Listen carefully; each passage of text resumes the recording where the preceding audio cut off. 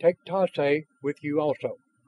The four-footed ones are indeed Gaian, for the service of those they like, but it is not good that man walks alone from his kind."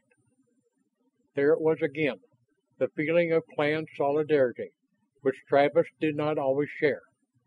On the other hand, Tase would not be a hindrance. On other scouts the boy had proved to have a keen eye for the country and a liking for experimentation, which was not a universal attribute even among those of his own age. "I would go to find a path through the mountains. It may be a long trail," Travis half protested. "You believe what you seek may lie to the north?" Travis shrugged. "I do not know. How can I? But it will be another way of seeking. Tsoay shall go. He keeps silent before older warriors as is proper for the untried, but his thoughts fly free as do yours," Buck replied. "It is in him also, this need to see new places." "There is this." Jil-Lee got to his feet. "Do not go so far, brother, that you may not easily find a way to return. This is a wide land, and within it we are but a handful of men alone." That too I know, Travis thought. He could read more than one kind of warning in Jil-Lee's words.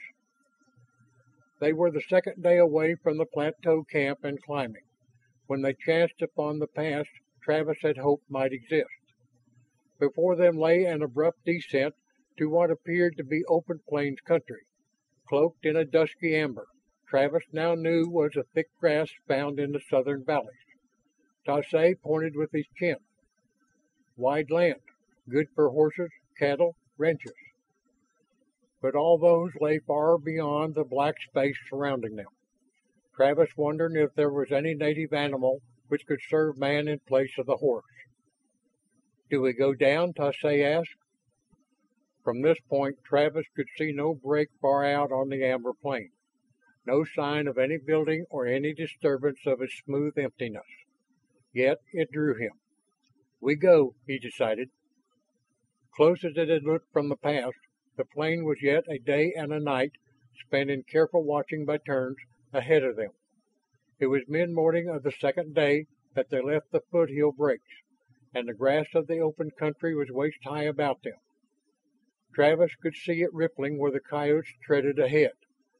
Then he was conscious of a persistent buzzing, a noise which irritated faintly until he was compelled to trace it to its source. The grass had been trampled flat for an irregular patch with a trail of broken stalks out of the heart of the plain. At one side was a buzzing, seething mass of glitter-winged insects which Travis already knew as carrion eaters. They arose reluctantly from their feast as he approached.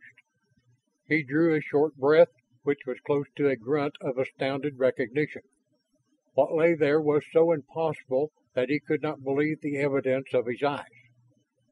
Tsoay gave a sharp exclamation, went down on one knee for a closer examination, then looked at Travis over his shoulder, his eyes wide, more than a trace of excitement in his voice. "Horse dung, and fresh." This concludes the reading of Chapter 4.